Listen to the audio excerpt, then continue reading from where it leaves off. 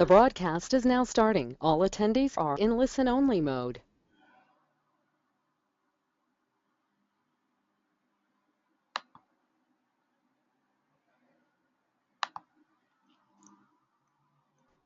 Good evening. Thank you for joining me this evening. So what we want to do this evening is go through how you can turn your business into a fast-growing business. We're going to be covering the two main multipliers, automation and outsourcing.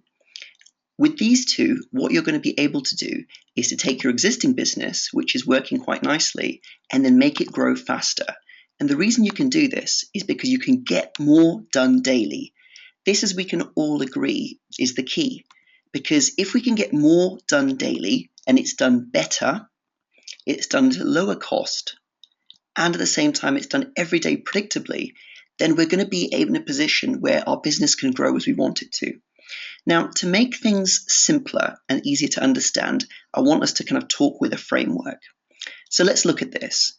When we're looking at our business as a whole, it's nice to be able to break it up into different sections. Then we can look at what improvements can be done for which different sections. So if we're starting, we would want a process called our marketing process. This is a process to generate new potential customers. So this is the process which puts you in your business in front of new people.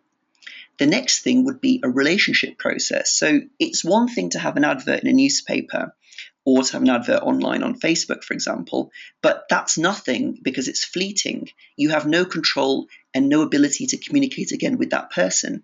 So what you want to have is your relationship process where you can get the opt-in details, the email address, the phone number, the normal mailing address of the person, and then communicate with them on an ongoing way. Through that process, you are creating and adding value to that relationship until it then turns into a sales opportunity. In the sales opportunity process, you're taking people who already know, like, and trust you, and you're offering them something which matches what they've inquired. So we can start to see there are different sections to the communication. The next part of that is obviously once we've converted their interest and the proposal into a sale, is making sure they have a great experience. So we want to make sure that we are systematically ensuring that each of these people is having a brilliant experience. So we can call that our wow process. Then we want to keep them as a customer because we've gone through all of this effort to get them in the first place, and we want to make sure that we can keep them. So therefore we want to have a lifetime process. In this lifetime process, what we want to do is make sure that we can continue to offer additional services, additional products which could be of interest to them. And then after that, we want a viral process because we want to make sure that these happy customers that stay with us also then introduce new customers so that we've got this viral loop. So rather than talking about the business as a whole, if we start looking at these 6 different systems, we can then start to think about, okay, how can we make sure that each of these processes is happening daily, automatically, so that my business can grow? And as I said here, there's the 6 processes. So if we think about it, if every day we have a marketing process running, which is generating targeted new potential customers, then we're always going to be in front of a new audience. If every day we've got a relationship process going where we're capturing contact details and building a relationship over time, then every day more people are getting to like us better. And then the next process is if every day we've got a sales process where we're converting and developing those relationships and turning them into proposals and quotations for people and then following up with them so they want to go ahead, then that's always happening. Then obviously it's making sure that every day customers that said yes yesterday are today having a great experience, you're going. So you can see step by step by step, we want a series of repeatable actions happening so that our business can grow and run very smoothly. So to make these processes happen, we would like to use automation to make it happen. Now, for complete automation, there's quite a few things that we need to go into. I can't go through all of it in our webinar, but at DominateCon, we'll be going into this in detail. But today, I just want to show you an example. For the marketing process, one part of it could be retargeting. What this means is that somebody that came on your website but then didn't decide to opt in keeps seeing your adverts all over the internet. The advantage of this is that they keep reminding themselves about you. Then other aspects could be a free guide system or a survey engagement system, which again, other opportunities to start the relationship. And then within the relationship process, we have more things going on where we can immediately interact with them, interact with them over the first 30 days, over longer term, all of these sorts of things. So why automation? The advantage is, as we tell you, is a low fixed cost. So once you've invested in your automation system, there aren't really expensive costs. Whether one person or 1,000 people go through, it's the same. You have high accuracy because processes which are automated are clearly specified. You are stating what you want to happen, so therefore you have high accuracy. So you don't have to worry that somebody might forget to do something, because with an automated process, it will be the same outcome every time. The other advantage of it is that it's all pre-scheduled. So if you want to communicate with somebody at a certain time, let's say the next day, or even 6 hours after a certain time, or even 6 months after a certain time. So for example, if somebody had come for, and let's just say you're a real estate agent or an estate agent and you sold a house and you wanted to follow up with them 1 month afterwards or 3 months afterwards, well, that could be pre-scheduled, because if you had their moving in date, you could have certain actions happening after then. The same thing could happen if, say, for example, if you were a private maternity expert. So if you knew the date of birth, for example, the projected date of birth, you could work backwards from there, and then you could then say to the mum, okay, automatically 6 months before, 3 months before, 1 month before, different messages happen. So what my point is that you can predetermine and pre-schedule exactly what you want to happen for your potential customer. And as we talked about briefly before, it's the same journey whether you have one customer or 1,000 customers. And this is really the most exciting part of it, because if we look at the companies these days which are growing fast, such as Amazon or Uber, all these companies, what they're doing is they're taking advantage of the internet by using automation and making their businesses information enabled, so that you can then start to add and serve more customers in a cost-effective way. So you want to take advantage of this too. So it's all very well talking about automation, but can we get a bit more concrete? Of course we can. So the first thing we want to look at is something called a trigger, the logic, and the output. So a trigger is something which will make something happen. It's the way to make a process start. The logic is the inbuilt way that it can check to make sure that the person who's been triggered to get the follow-up actually should get the follow-up. And the automation is the output's the output. So let's have a little look. So if we wanted to trigger something to happen, we could fill out a form on a computer. We could also do it automatically if somebody's bought something. We could trigger it if somebody's clicked something, or we could trigger it if it's been a certain time since an event, or it could even be a physical action via a wearable like an Apple Watch or Google Glass, something like that. And what these things would also be do, so for example, other triggers could be somebody texted a certain number, or somebody attended an event and then they were checked in by the team, or a certain task was completed, or even it was a special date or anniversary. All of these things are triggers. And what those triggers can do is it can trigger a logic, which is basically if this, then that. So for example, if it's a special date like a birthday, it could check that's okay, if it's the birthday, then we want this to happen. And then these are the outputs, which we'll come to in a second. But the main thing you can also build in is logic. So what this means is that if already in this, then don't do that. So for example, let's say you sent out a gift if it was somebody's birthday or if it was their anniversary. And let's say yesterday was somebody's birthday. So therefore, the system knows it was somebody's birthday and it sends out a birthday card automatically. I won't go into detail on that, but it's possible to do this. Now, let's say the following day is actually their wedding anniversary. You might think 2 letters in 2 days, it might be a bit much. So you can have some logic so that if it suddenly triggered that it was the wedding anniversary, it could say, if they've received a card from me in the last 30 days, don't send them the anniversary gift. So what this then means is it would then look in the system, see if they were indeed due to get the next thing, and then it would not run. So what this allows you to do is build in logic so that you can always have what you want to happen. And in terms of outputs, as we talked about, is you can have emails, letters, postcards, customized packages, text messages. or even phone calls or tasks to be done, all outputted. Now, some of them may be automatically printed, but other things might be done via a task. So you could have somebody who, for example, is job to watch a certain folder, and then every time a prompt comes in that folder, they then send a handwritten note. So you can set things up in different ways, and that's where when you combine with outsourcing, you can have very, very powerful solutions. So as we talked about, there's 6 processes. We have our marketing processes, relationship, sales, wow, we got lifetime and referrals. So all of these will have triggers, and then all of these will have outputs. So as we talked about, imagine if we've got our triggers set up so we know if this happens in this process, then this happens outside. How much more peace of mind would you have if you knew that every time a new customer came onto your website, they were offered a free guide, or if every time somebody had been on your website but not opted in, they were then seeing your advert, or if somebody had opted in but they've not clicked your emails, they got a certain message. All of these things give you peace of mind because these processes are running automatically, and this is really the kind of most powerful thing that I want you to take away from this webinar. So let's go into a bit more detail in one of the systems. If we're looking at the marketing engine, let's have a little look. So if somebody comes on your website, what do you want to happen? Do you want them to just browse your website?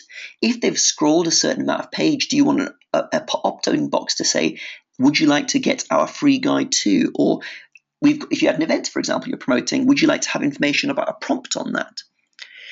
If somebody had walked into your shop, again, you could do the same thing. Even if it's not a website, you could have one of your team members trained to say, for example, if it was a bed shop. I've been in bed shops, and many of the times when you're in a bed shop, you're obviously going to buy a bed and it's quite expensive. But why don't people offer to send you a free guide? Because they could, for example, say, okay, I see you're looking to buy a bed in the next 30 days or so.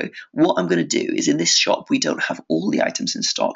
So what I'd like to do is take your email and I'm going to send you our catalog, which has the latest ones, plus the promotions this month. Which is the best email to go to? I mean, everybody wants a promotion. Why are you not going to opt in? And you've got more chance then of continuing that conversation as opposed to losing them the minute they walk out the door and walk next door into the neighboring bed shop, because there's always 2 bed shops next to each other. So that's another opportunity you can take. If somebody calls your office, again, you could do the same thing. You could say, okay, you asked for the price on this item. That's brilliant. Well, what I've got is a guide which explains the different items and the pricing and the payment plans. I'd like to send it to you. What's the best email? Again, this is a way of making sure that this process has a closed loop. The next thing would then be if somebody emailed in your office, or for example, if they watched your video, or if they visited you on Facebook, or if they saw an advert. All of these are triggers that you need to have a solution for, because if you've got a solution for these things, then it means that every single time that happens, one of these outputs will happen. And what you're going to start doing is, but when you start doing this, you'll notice that suddenly a lot more people are aware of what you do. And if a lot more people are aware of what you do and they're able to get value from you, that's going to translate into more relationships. So we understood that, but then let's look at some other examples. If we say, okay, I'm not a marketing intensive business, I've got lots of customers. I know that within my customer base, I've got lots of opportunities. So I don't really want to automate my marketing. What could I do? Well, you could automate your lifetime engine. And what that would be, for example, is let's say somebody's only bought one item from you. So they're on the system as only having ever bought one item.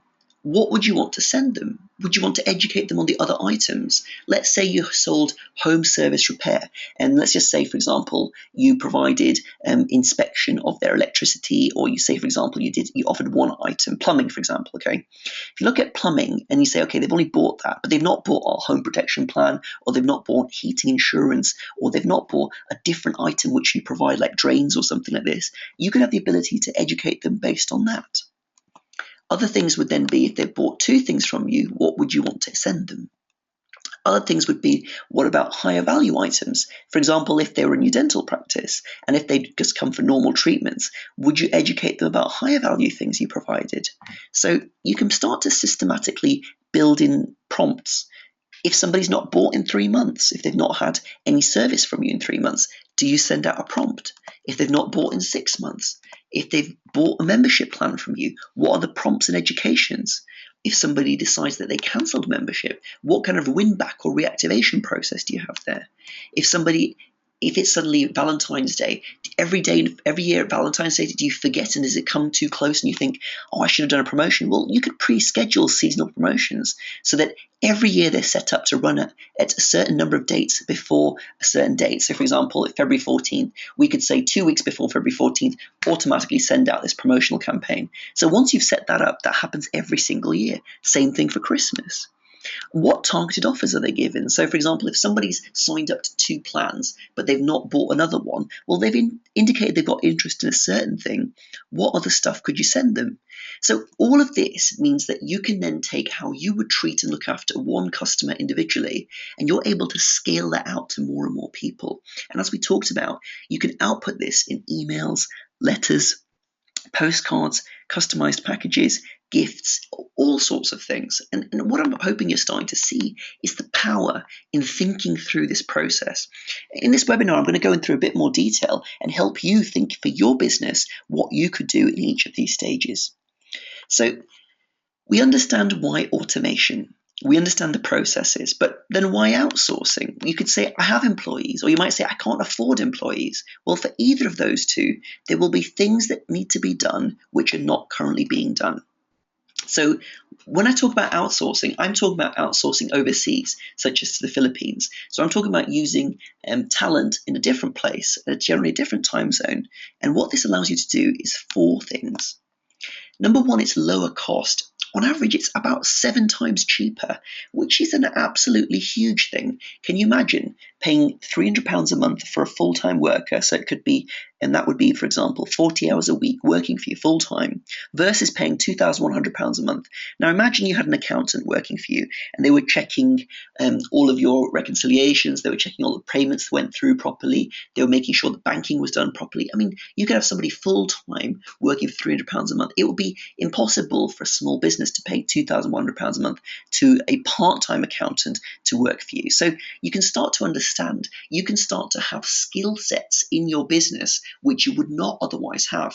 For example, a builder that we work with, he was interested in finding ways to offer better quotes. So he was asking, is it possible to create a 3D drawing after he's visited a house for a quotation? So what he was able to do then is find somebody that would be able to take the initial rough photographs he's got and turn that into a 3D image. And what this can then do is that his quotations for a basement, which is going to be a minimum of £200,000 to £500,000, is going to be much more compelling than somebody else's. So then that again makes them more likely to choose you because you spent more detail on the quotation, therefore you must be spending more detail on other things.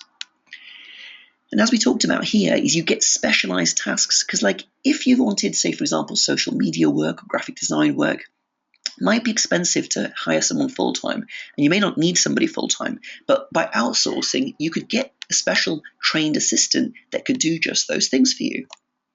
It also then allows you to provide scalability. So for example, let's just say you had one person who was managing the email inquiries. As you got busier and busier, you could add in a second and then a third. And what you've then got is a very cost-effective way to scale. Imagine you need 7 full-time workers to make the same cost as one full-time worker here. I mean, the labor output, you're buying 280 hours of work per week versus paying 40 hours of work per week. That's a huge multiple. And if you start to think about all the things they could be doing for you and you combine that with automation, it really provides some exciting things. And this is why we're just so excited and we want as many small businesses and practices to get the benefits of automation outsourcing, because we've seen firsthand how these things make a difference. And the other thing is time advantage. We all work a lot, but what about if you can get things done while you sleep? Well, if they're working in a different time zone, chances are when you've signed off for work, they're signing on for work and they can get things done even while you sleep. So again, all of these things start to have an advantage, because if you can respond to customers faster, if you can respond to them better, if you can provide more detailed information, well, you're going to be ahead of the other businesses that don't have these advantages. So it's all very well talking conceptually, but what are the processes that exist in your business? So let's talk a little bit about this. We're going to look at 2 main types of process. We're going to be looking at customer-facing processes, so things that your customer will experience, or internal processes, things that help your business run. So for example, customer-facing processes may be being on social media, such as being on Facebook, such as being on Twitter, such as being on LinkedIn. You may think, I don't have time for this. And you may think, my receptionist doesn't have time for this nor the skills for this. How can I do it? I can't afford to pay a marketing company. Well, what you could do is you could create a specification for how you want it done and then get a virtual assistant who will then do that for you. This could also apply to your blogs. It could also apply to paid adverts such as AdWords or Twitter.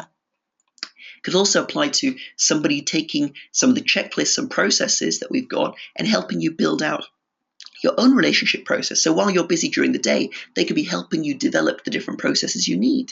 And as you can see step by step, it means that one by one, you're developing systems.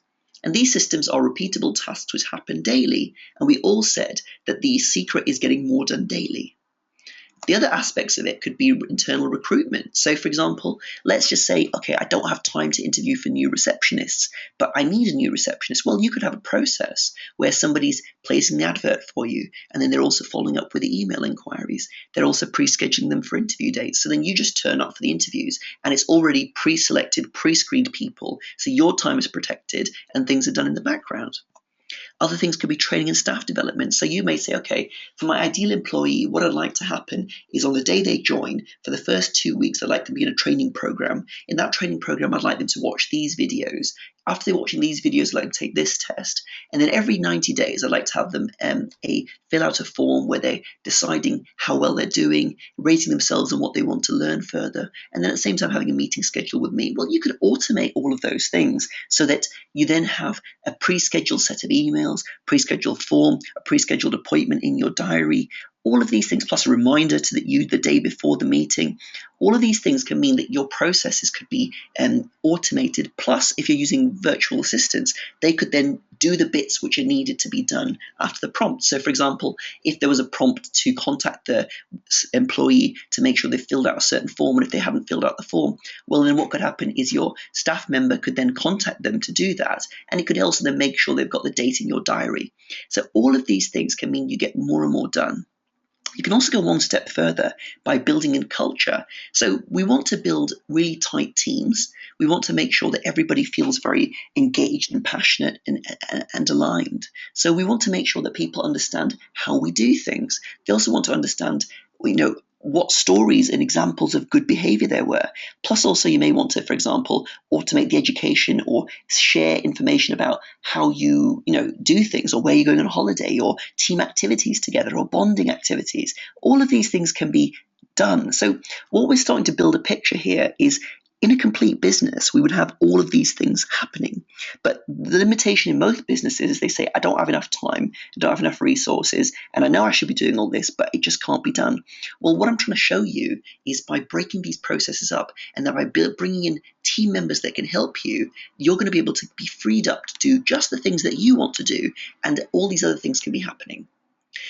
So as an example, if we were trying to increase sales, if we said, okay, all very good, I like to spend £300 a month on a new employee, but I need that £300 a month to come back as £900 a month. What could you do?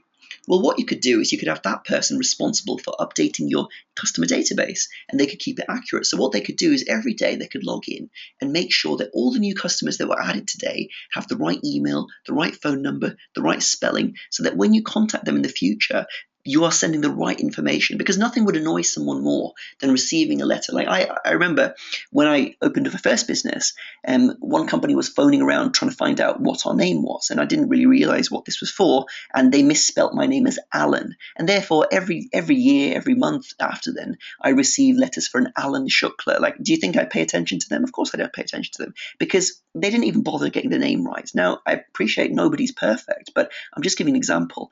If they'd had somebody that would check that, say, for example, say, okay, are there any other references of this new person that we've actually taken on? Is there any of the business listings or anything? Does this confirm this is correct? Well, if they did that, it would make a big difference, because when you've got customers that are worth thousands of pounds, or even tens of thousands of pounds, or even hundreds of thousands of pounds to you over the lifetime value, it's important to make sure the details are correct. Other things could be drafting seasonal offers, like we talked about. So you say, okay, what are the main holidays for the year? You could say, okay, we have Valentine's Day, we have Christmas. What other seasonal items could we have? We could have Halloween, we could have St. Patrick's Day. So all of these things you could say, okay, so what kind of offers could we have? So you could have somebody, while you're doing your day-to-day, working on or drafting together examples of other options, and then you can then select one and make sure it happens. All of this means is that you're used for your best activities, i.e. making decisions, and the grunt work is essentially outsourced. You could also then have, for example, your team member responsible for reactivating inactive customers. So if you had a process in place which allowed you to show which customers were not bought from you in 6 months or 12 months, well, they could be responsible for following a process to follow up with a text message, a letter, an email, all of these things to make sure that they're more engaged. Again, they could help with the writing of email newsletters or content creation. Now, what I want to specify is these are different skill sets. So somebody that was very good in English and written language would be used for certain tasks. Somebody that was very numerically orientated and very attention to detail would be a different task. Just like you wouldn't have one employee in your business doing all these things, you would want to break things up. But I'm just trying to give you an idea of what's possible. So other processes could be like, okay, say, well, I've got enough sales and I've got enough customers coming in, but what I'm really not happy about is an inconsistent customer experience. I really would like to kind of make that better, because the main thing you want to do is make sure your existing customers are looked after properly, because forget new customers. If your existing customers are not looked after properly, then you'll forever be chasing new ones because you're never going to be able to keep the ones you've got. So you could make sure that, for example, a team member was allocated to follow up new customers for satisfaction. So they can make sure that like the first 7 days, the first 2 weeks, the first month, that they're logging in and checking to make sure that they've received what they should have received, and even asking a question to make sure that. They could also be providing service or after product following up and surveying. So they could even ask them questions to make sure that they got what they wanted. They could even be helping create a surprise and delight campaign, such as sending them a gift in the first 30 days, a nice phone call, personalized thank you notes, all of these things. They could also be offering them, you're making sure that every single one of your customers is offered a membership plan. So you could say, okay, every single person that's bought from me, I want to offer them our membership plan so that we can get savings from them, they can get savings from us, and we can lock them in for the lifetime. So you want to make sure that that's systematically happening. And then also you could make sure that each of the customers that have been happy, they've got the process of being followed up to write a review or to be introduced to their referral program, which would help introduce to more customers. So my point here is that you're trying to make sure systematically these things are happening. And if you're thinking your business in these different processes that we talked about, you're going to be able to break these elements down. So we've seen automation, we've seen outsourcing, but how does this link together? Well, this comes together in this framework that we call it DASH. There's 4 parts to it. So let me go through the 4 parts. The first part is you want to have a domination strategy where you're focusing on a particular customer base with a high 30-day customer value. Now at DominateCon, we'll be talking about more about this. In my previous webinar, I talked about this as well. But it's about focusing on your most expensive, highest value customers. Because if you got 100 new customers and say those 100 customers are worth £100 to you, well, that's great because you've got £10,000, okay? But if you imagine you had 100 new customers and each of those customers was worth £1,000 to you, well, now you've got £100,000. So you can see having your processes focused on your highest value customers to get them in volume is a very imperative.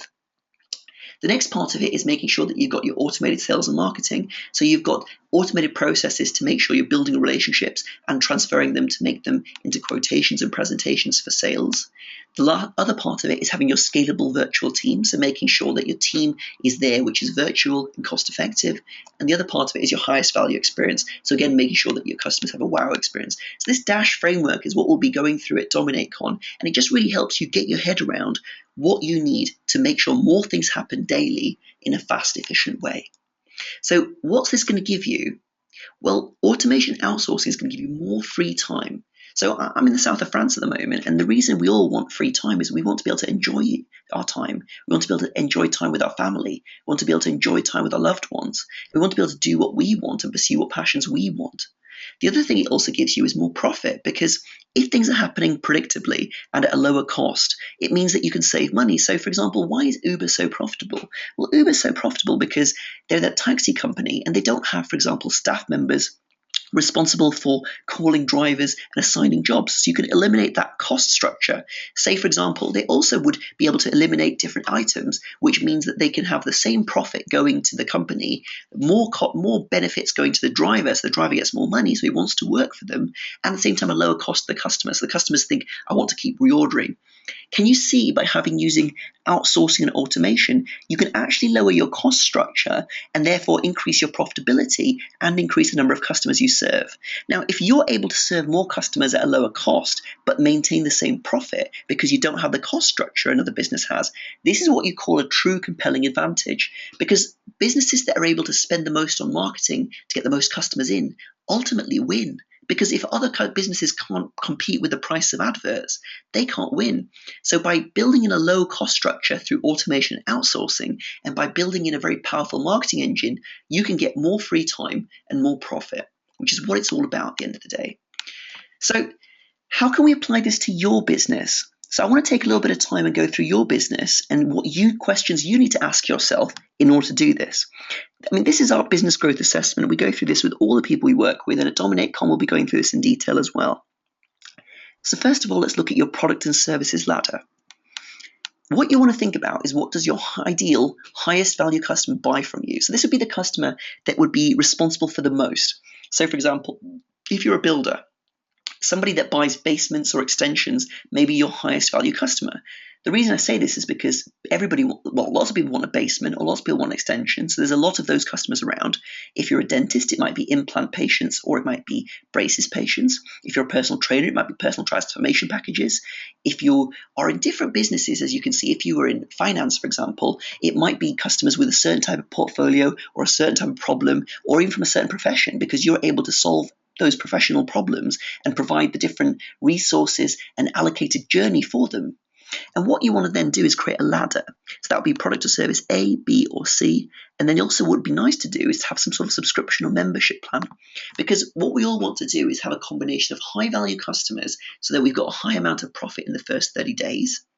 This allows us to fund our marketing and to fund the rest of our operations. And the other thing we want to have is recurring subscription plans. So therefore, we've got people so that we know before we turn the key in the lock and open our business every month, we have a certain amount of money coming in every single month like clockwork, because people are on a recurring membership plan, because they're getting value from you automatically. If you don't have these in place at the moment, you want to build these in place. The next thing you want to look at is what your average customer spends in the first 30 days with you, and then also the first year with you, because this is how you can work out your growth economics. You then also look at where you attract your new customers for online, and you also want to work out how much each new customer costs you. Now, I just want to be clear. Your goal isn't to get the cheapest customer possible, because actually, let's just say, for example, one customer costs £50 and the customer costs £5. You might think the £5 customer's worth is better. It's cheaper to get those customers. Well, let's think about it. If the £5 customers on average spend £10 with you, and the £50 customers on average spend £1,000 with you, well, it's obvious that you want the £50 customers. So it's all about the growth economics, and it's about what they spend and buy from you. You want to then also think about where you attract new customers from offline. I've been talking about online things a lot, but never forget offline, such as magazines, newspapers, and flyers, because when you spend more to get a customer, often they're much more loyal and they spend much, much more money with you. So this is what we'd call the kind of fundamentals of your business growth. You need to get these things in place, first of all. The next part of it, we'd be looking at your sales process and your wow process. So let's just say sales process. Who takes the inquiries and communicates and qualifies them and then invites them for a sales presentation or a needs assessment? So what happens when you get an email inquiry or phone inquiry? Who then builds a relationship with them? And then how do you know that this person is now ready to be invited for a sales presentation? You need to know this, and this is where your processes come in. What happens then to all the inquiries that never attended a presentation or assessment? They never bought from you. So you've got all these email inquiries that maybe have happened over the last 6 months or even 12 months in your business. If you look in your Gmail folder, you look in your Outlook, you might see thousands of inquiries, but they never went anywhere. And that's just waste, because all those people, they didn't email you just because they were bored. They emailed you because they genuinely were interested in your solution at the time. And they may have bought from someone else or they may not have. And if you've got a process to re-educate them and re-engage, then you're able to get them in more. Other things would be like, if somebody's recommended something or interested in something, what else could you communicate to them? So for example, all the people who, for example, have bought one product from you, what membership program could be recommended? What other items could they be recommended? You want to make sure that you've got a journey in place, and you want to make sure that they're followed up if they didn't buy now. So 6 months after quotation, 3 months after quotation, 12 months after quotation, how are they followed up? Bear in mind, the easiest thing for most people to do is actually nothing. So most people They don't actually take action because they perceive the risk of making the wrong decision to be greater than their confidence in making it. So therefore they'll think, okay, I'm scared of making the wrong decision, therefore I'm not going to make any decision. So you think just because you gave them a quote 6 months ago or 12 months ago, they're not going to buy from you. They may actually buy from you if you follow up with them. So you need to make sure they're followed up. Also, customers that have not bought from you in the last 12 months, how do you reactivate them? If they've bought from you several times, what premium options do you have? So, for example, if you've got somebody that's bought all your low price products, well, maybe a payment plan on your most expensive option could be interesting to them. You need to know this because this is all about maximizing your customer value. By maximizing your customer value, it means that you have more profit. And remember, you've already spent the money on the marketing, so you're not having to re-spend that money again. So this is what you want to be thinking about. Other things we talked about are your subscription plans. That means that you can follow up with them and you can have some recurring income. And then also we talked about your wow plan. So once they've bought from you, what do you do to ensure they've got an outstanding experience? And then, for example, what do you do to follow up 30 days after purchase to make sure that they're delighted? It's very important to make sure people got the value that they wanted from you, because if they didn't get the value they wanted from you, they're not going to buy from you in the future. And what do you recommend as the next process, as the next recommended purchase? Do you have a product and services ladder, which is kind of what we talked about before? Because if you don't have that, these are the people are ripe to be presented to. How many new customers did you get through referrals this year? So how is your referral system working? And what percentage of your customers regularly refer new customers to you? Now, imagine every year we did, say, let's just say we did 100 basements every year. We're a building company. And we think, okay, the building, well, we can't sell them anything else really. They've got a basement. We've checked it, they're fine. Well, chances are the people that can afford houses with basements have other friends that have houses that they could eventually afford a basement. Now imagine, for example, a customer's worth £500,000 to you. Let's just say £500,000. And let's say on adverts, it costs you £1,000 to £2,000 to get a new customer through lots and lots of clicks on Google AdWords. Well, imagine if you had a plan in place where every year you mailed your people who'd bought basement from you and said, okay, if you've bought a basement from me in the past, you're part of my club. Here are 2 cards. If a friend of yours decides to go ahead with a basement, you both get a luxury holiday. I mean, they'd be happy to do that. They'll keep thinking you at top of mind. And what you're then able to do is to get a return on that relationship over the long term. So all of these things help you build out your business so that your 6 processes are running. So my job today really was to kind of help illuminate and help you think about how automation and outsourcing can help you. And what we want to do is we want to help more businesses automate and outsource. So we've created a conference called DominateCon. It's Saturday, September the 19th. It's this in London, and it's at the St. James's Court Taj Hotel. And it's an intensive day where we'll be going through all of these items in much more detail. And the whole point of this, running from 9 a.m. to 7 p.m., is to give you actionable items that you can then take to your business and implement, because we want you to get value. We want you to grow. I want you to have the freedom and the time that you want. We've currently got an early bird offer that if you buy your ticket before the 31st of August, you can then get the full recordings free afterwards, because there's going to be a lot of information and you'll be able to then take your team members going through it. So imagine you had a virtual assistant afterwards. You could get them to go through things with you so that they can make sure things get implemented, so that every day while it's 1 month afterwards, 2 months afterwards, things could happen. On the Friday, for people that are really interested in automation outsourcing, we actually have a hands-on workshop. So if you're interested in thinking, okay, I really want to actually implement some stuff, then you could actually come to our workshop if you bought your ticket for that, which is £125, and then that will help you really get a head start.